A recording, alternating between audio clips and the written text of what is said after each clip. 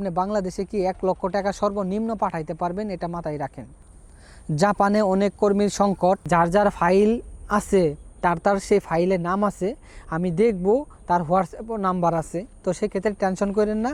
যার যার file complete হবে আমি তাকে পার্সোনালি ফোন দিব ইনশাল্লাহ। আমি যেহেতু আপনাদেরকে ফ্রি সার্ভিসটা দিতেছি যে জাপানে আসার জন্য, আমি তা না ভাই, আমাকে একটা টাকা দিতে হয় না, কিছু না।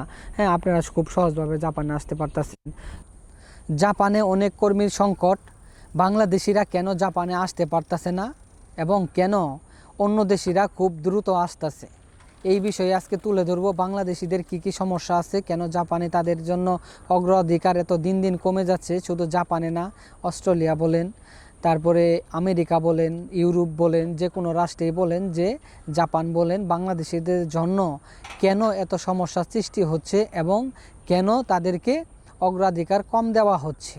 চলুন এই বিষয়ে আমরা জানি এবং কোন কোন দেশ জাপানে এবং ভালো ভালো দেশে অগ্রাধিকার বেশি পাচ্ছে।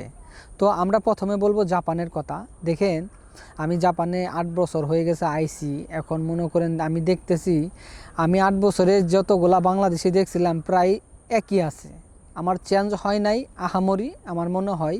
কিন্তু যারা যে বিদেশ থেকে আসে, যেমন নেপাল থেকে, তারপরে ইন্ডিয়া থেকে, পাকিস্তান থেকে, শ্রীলঙ্কা থেকে, ভিয়েতনাম থেকে, হ্যাঁ, ইন্দোনেশিয়া থেকে, এগুলো রাষ্ট্র থেকে, ফিলিপিন থেকে, এগুলো রাষ্ট্র থেকে জাপানে ঢুকতেছে হাজার হাজার মানুষ জাপানে। কিন্তু তারপরেও প্রচুর কর্মীর সংকট। আপনারা কিন্তু আসতে পারেন, অনেক মানে জাপানে অনেক জবের মানে অপরচুনিটি আছে, আপনারা অনেক লাখ লাখ টাকা কামাইতে পারবেন জাপানে আসলেই। লাখ লাখ টাকা, এটা শুনছেন, এটা বাস্তব। কিন্তু আমি কিন্তু 8 বছর ধরে জাপানে আছি, জাপানে লাখ লাখ টাকা বেতন।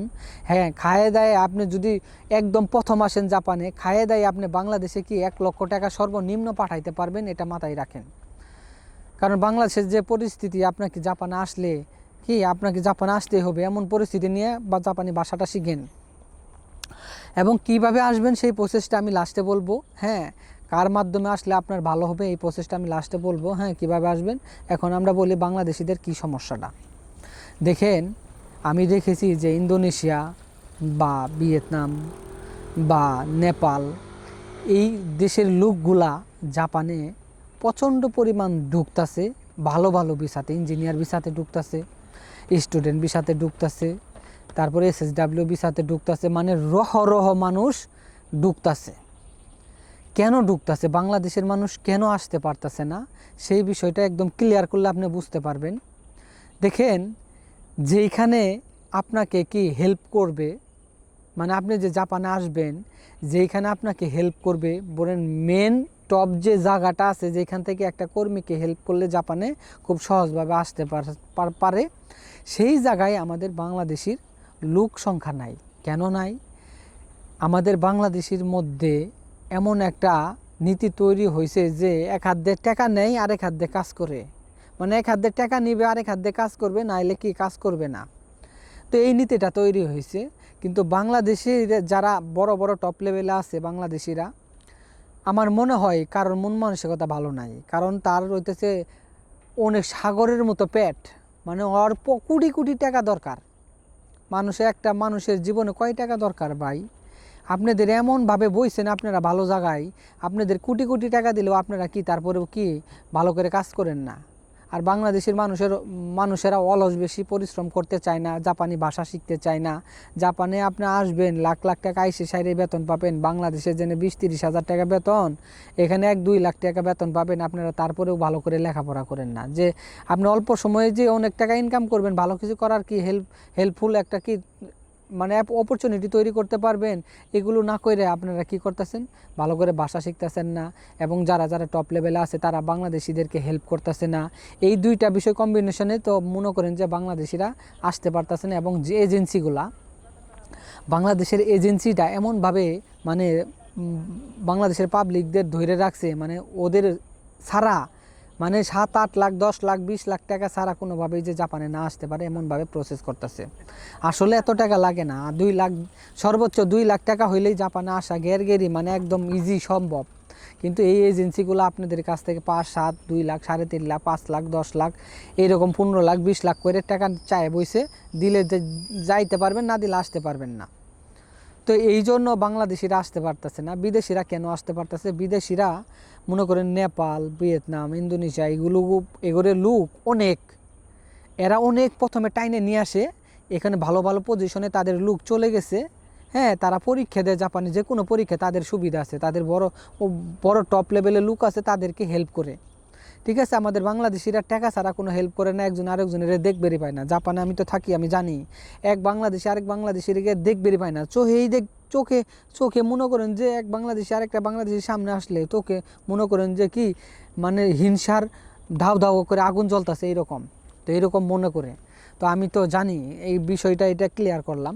তো আসলে বিদেশিরা ভালো ভালো জায়গায় আছে, তাদেরকে হেল্প করতেছে, এবং তারা যে আমাদের বাংলাদেশের এজেন্সির মতো না যে টপ লেভেল থেকে যে হেল্প করবে, এবং এজেন্সিগুলো যে আপনার নিবে 7, 8 লাখ, 10 লক্ষ, 20 লক্ষ টাকা নিবে, এরকম না। তারা দেখে নেপালিরা ইঞ্জিনিয়ার বিষয়তে আসে, আমাদের 20 লক্ষ টাকা লাগে, 15 লক্ষ, 14 লক্ষ টাকা লাগে, আর নেপালেরা মাত্র 3 লক্ষ, 3.5 লক্ষ, 2.5 লক্ষ টাকা দিয়ে ইঞ্জিনিয়ার বিষয়তে জাপানে আসে। এটা আমার বাস্তব অভিজ্ঞতা ভাই। আমি অনেক নেপালি, আমার বন্ধু আছে, অনেক নেপালির সাথে আমার কথা হয়। তো আমি নেপালিদের সাথে কাজ করছি অনেক দিন, তো সেক্ষেত্রে তাদের ব্যবহারও ভালো। কিন্তু কথা হলো কি, বাংলাদেশিরা টাকার লোভটা বেশি, এই জন্য বাংলাদেশের ছেলে পেলে অনেক দরিদ্র হয়েও, অনেক বড় লোক হয়েও আসতে পারতেছে না। যাদের টাকা পয়সা আছে তারা আসতে পারতেছে, তাছাড়া আসতে পারতেছে না, খুবই কম।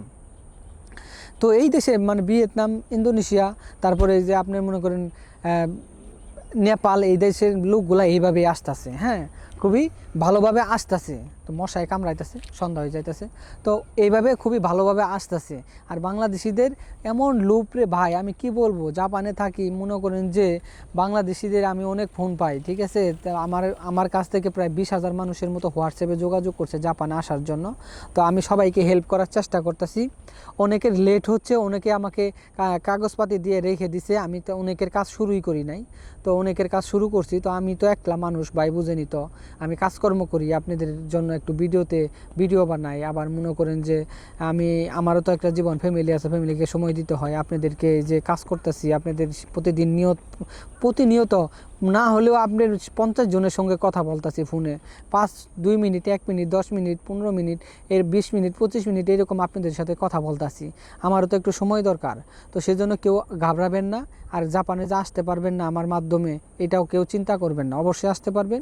একটু ধৈর্য ধরেন, আপনি অন্য দিক দিয়েও চেষ্টা করতে থাকেন। হ্যাঁ, এবং আপনি আমার মাধ্যমেও কি আসতে পারবেন। মাত্র 2 লাখ টাকা খরচ জাপানে আসার জন্য, একদম ফ্রি, আমাকে কোনো 1 টাকা দিতে হবে না, কোনো কিছু না, ফ্রি সার্ভিস। আমি ওই যে বাংলাদেশের ওই যে টপ লেভেলে যারা বসে হয়েছে এজেন্সি, যে আপনাদেরকে রক্ত চুষে খাওয়ার মতো টাকা চাইতেছে, এরকম না।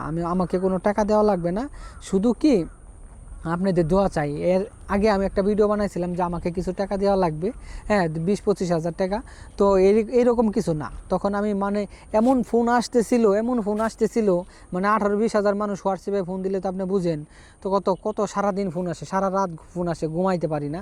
বাংলাদেশের মানুষ তো বুঝে না যে আমি আসলে কখন ফ্রি থাকি, কখন ব্যস্ত থাকি, কখন কাজে থাকি, বুঝে না। তো যখন তখন ফোন দেয়, আমি কিন্তু ফোন সাইলেন্টও করি না, ওই ফোন ধরি, সবারই ফোন ধরার চেষ্টা করি, অনেকের ফোন ধরতে পারি না।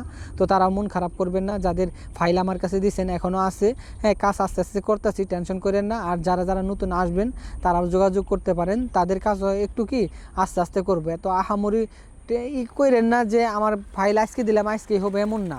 ঠিক আছে, আপনাদের কাজও করবো ইনশাল্লাহ, আমাকে কোনো টাকা দেওয়া লাগবে না। দেখেন, আমি যেহেতু আপনাদেরকে ফ্রি সার্ভিসটা দিতেছি, যে জাপানে আসার জন্য মনে করেন যে বিভিন্ন এজেন্সি, বিভিন্ন টপ লেভেলে যারা আছে তারা আপনাদের কাছ থেকে লক্ষ লক্ষ টাকা আদায় করার জন্য চিন্তা ভাবনা করতেছে। হ্যাঁ, আপনার টাকাগুলা, রক্ত ঘামের যে পরিশ্রমের টাকাগুলো, আপনার টাকাগুলা খাওয়ার জন্য বসে আছে। আমি তা না ভাই, আমাকে একটা টাকা দিতে হয় না, কিছু না। হ্যাঁ, আপনারা খুব সহজভাবে জাপানে আসতে পারতেছেন। তো সেক্ষেত্রে আপনাদেরকে একটু আমাকে সময় দিতে হবে, আমাকে একটু প্রেশার দিয়েন না। অনেকে আমাকে ফোন করেন বারবার যে ভাই কী অবস্থা, হ্যান তেন, মুখ সুমুখ। ভাই, যার ফাইল আছে, তার সেই ফাইলে নাম আছে, আমি দেখব, তার হোয়াটসঅ্যাপ নাম্বার আছে। তো সেক্ষেত্রে টেনশন করেন না, যার ফাইল কমপ্লিট হবে আমি তাকে পার্সোনালি ফোন দিব ইনশাল্লাহ, একটু ধৈর্য ধরেন। আর বিষয় হইতেছে, মনে করেন যে আপনারা যে জাপানে আসবেন, আসার আগে যে কি কি দরকার, কি কি করা লাগে, কি কি যোগ্যতা লাগে, এগুলো কিন্তু সমস্ত কিছু আমার ইউটিউব চ্যানেলে ভিডিও পেয়ে যাবেন। এবং আমার সাথে যারা যারা যোগাযোগ করবেন, হ্যাঁ, আমার ইউটিউব পোস্ট অপশনে যাবেন, ফেসবুকে দেওয়া নাই, আমার ফেসবুক পেজ থেকে যারা দেখতেছেন আমার ইউটিউবে সার্চ দিবেন ফেসবুক পেজ, আমার ইউটিউব চ্যানেল একই নাম, সুমন লাইফ জাপান, তো সার্চ দিয়ে দেখতে পারেন। সেখান থেকে আমার ইউটিউবে গিয়ে আমার পোস্ট অপশনে গিয়ে আমার হোয়াটসঅ্যাপ নাম্বার পাবেন, ইনশাল্লাহ আমার সাথে যোগাযোগ করবেন যদি কোনো প্রয়োজন হয়। সকলেই ভালো থাকবেন, সুস্থ থাকবেন। আরেকটি বিষয় বলি যে ইউরোপ বা অন্য কোনো রাষ্ট্র যে জাপানে বাংলাদেশিরা যে যাইতে পারতেছে না কেন, এই একটা বিষয়ই, বুঝছেন? বাংলাদেশিরা যে টপ লেভেলে আছে বা এজেন্সিগুলো খুবই আহামরি টাকা অনেক টাকা চাই, সেই জন্য কিন্তু আসাটা পসিবল হচ্ছে না এবং অনেক কঠিন হচ্ছে। তো সবাই ভালো থাকবেন, সুস্থ থাকবেন, ইনশাল্লাহ সবাই জাপানে আসার জন্য, ভালো ভালো রাষ্ট্রে যাওয়ার জন্য চেষ্টা করেন, ইনশাল্লাহ একটা কিছু হবে। তো আশা করি যারা যারা জাপানে আসবেন, সেক্ষেত্রে আমি যেহেতু জাপানে আছি, আপনারা কিন্তু খুব সহজভাবে আমার সাথে যোগাযোগ করে কি জাপানে আসার জন্য, হ্যাঁ, একটা ব্যবস্থা করতে পারেন ইনশাল্লাহ। কোম্পানি বলেন, ভিসার প্রসেস বলেন, যেই হোক, হ্যাঁ, আমি কিন্তু কোনো এজেন্সিও না বা কোনো মাধ্যমও না, আমি আপনাদেরকে শুধু একটু হেল্প করব যেন আপনারা জাপানে এসে ভালো দুইটা টাকা কামাই করে যে আপনার ফ্যামিলিও ভালো থাকে, আপনিও যেন ভালো থাকেন। এই পরিস্থিতি নিয়ে আমি কাজ করছি। সকলে ভালো থাকবেন, সুস্থ থাকবেন। সন্ধ্যা হয়ে যাচ্ছে। আল্লাহ হাফেজ।